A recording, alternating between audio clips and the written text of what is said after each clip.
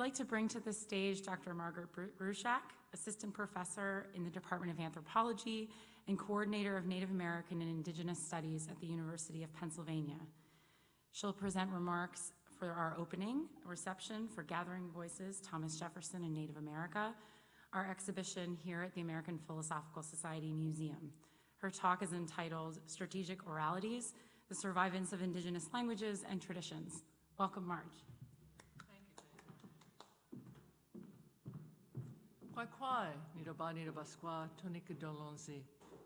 Greetings. I hope this finds you well.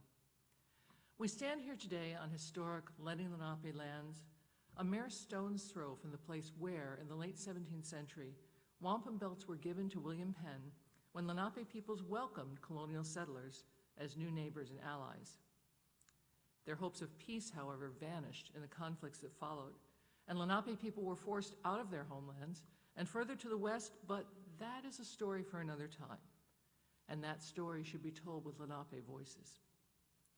Here today we've gathered for the opening of an exhibit highlighting material records from the early 18th century collected by American President Thomas Jefferson and others who sought to survey and collect the evidence of the vast diversity of indigenous Native American voices, languages, and cultures on this continent we call Turtle Island.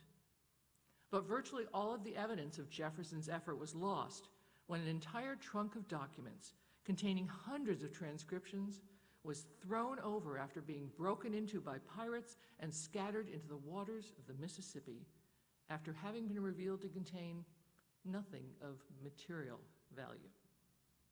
Since even the most evocative material records can prove to be surprisingly ephemeral, I am here today instead to talk about words. For Indigenous people, the spoken word is more than just sounds cast into the air. Language facilitates meaningful human communication, but it is also an effective means of mapping territory, affirming relationships, and communicating with other than human beings. Performative vocalizations enable social survivance and cultural continuity on more than a merely practical level. Sound has the potential to heal. Songs can hold histories. Words can reawaken memory and reanimate connections with ancestral forebears. And all of these ripples resonate and reverberate within and between landscapes, times, and generations.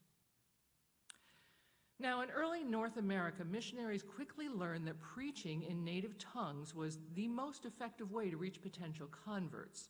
Fluency or lack of it went both ways. In 1634, for example, the Montagnais headman, Mastigouit, sought to demonstrate that Montagnais religion was every bit as reasoned and systematic and scientific to a degree as Christianity. He frequently sought out Jesuit missionary Father Paul Lejeune to eloquently argue points of doctrine. And yet, Native people also mocked French efforts to speak indigenous languages.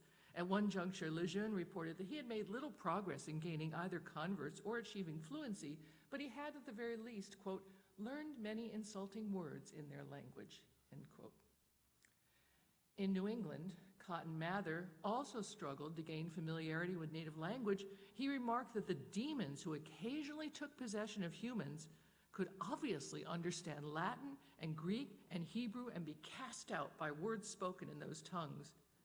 But speaking in Indian had no effect on such exorcisms. For those demons, the comprehension of Algonquian was beyond their ken.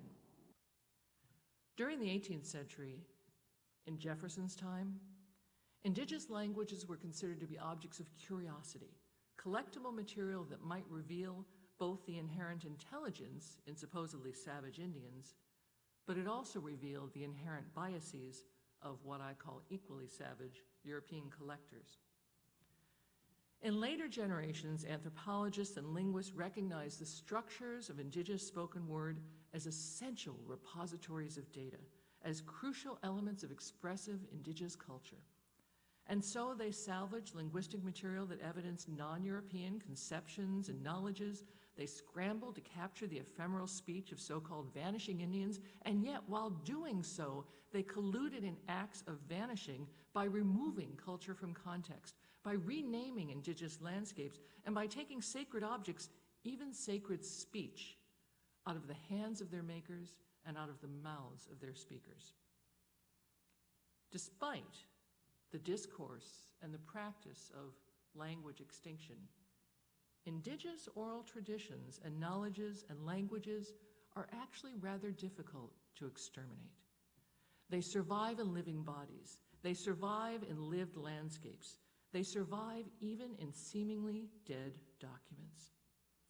Some of the Indigenous documents now preserved in archives like the APS function, in effect, rather like what the Wampanoag Indians call memory holes. Let me explain.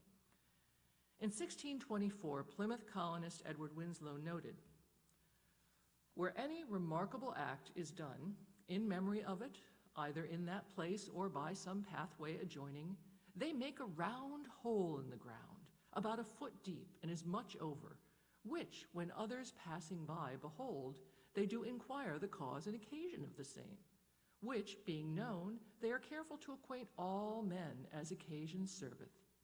And lest such holes be filled up or grown up by accident, as men pass by, they will oft renew the same, by which means many things of great antiquity are always fresh in memory.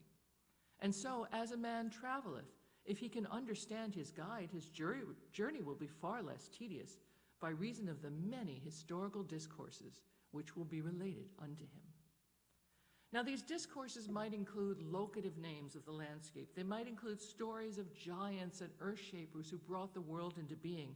They might include ecological knowledges, hunting experiences, all of these traditions and data that are necessary to tribal survivance and diplomacy.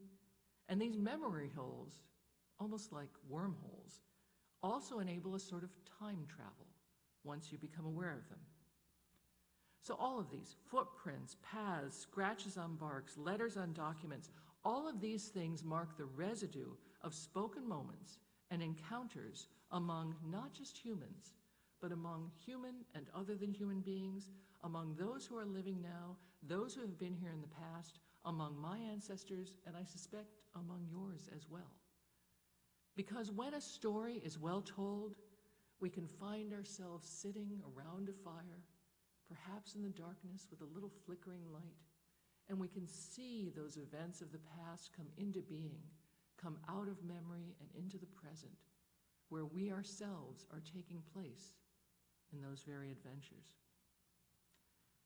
Now, there are some surprising stories of resistance and persistence in captured words on paper, which is what I am really talking about here today.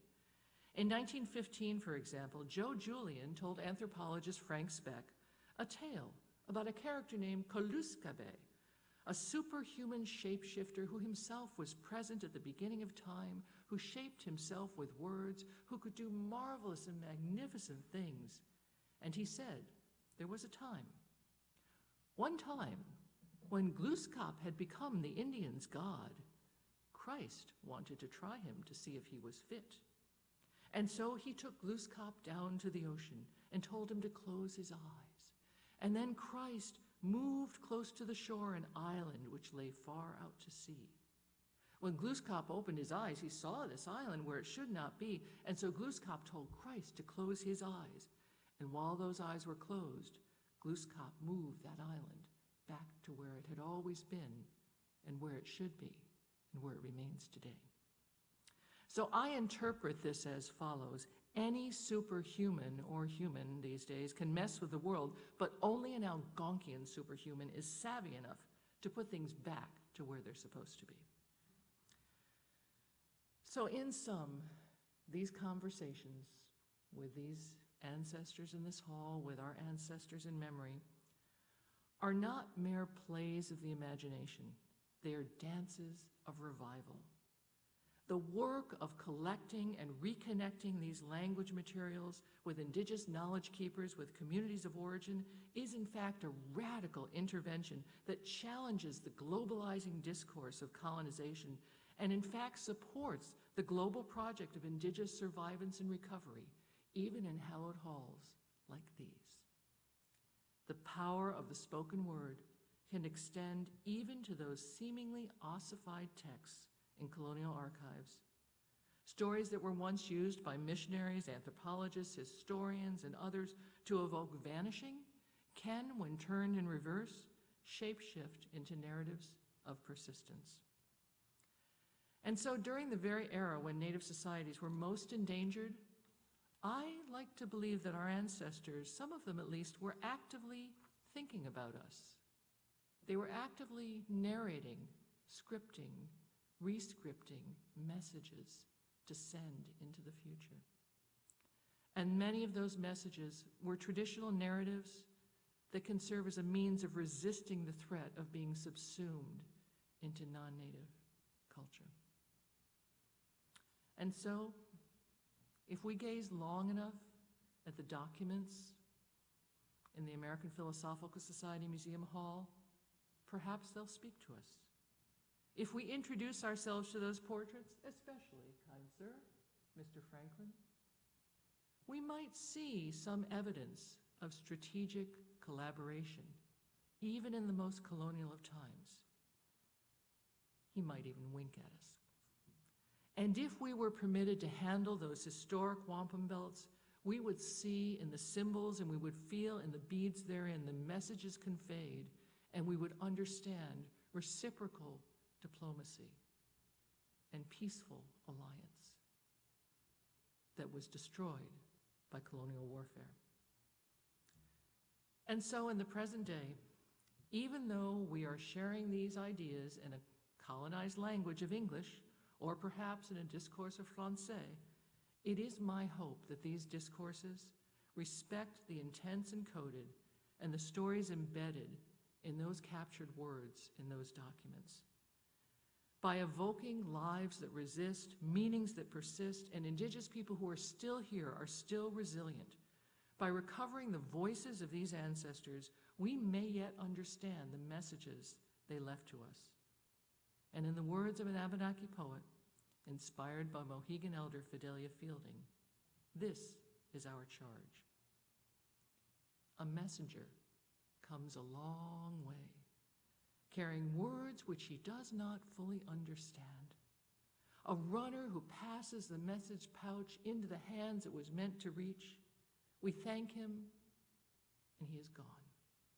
But the message continues, words strung like bright beads on the threads of the speaking past. Katsiolioni.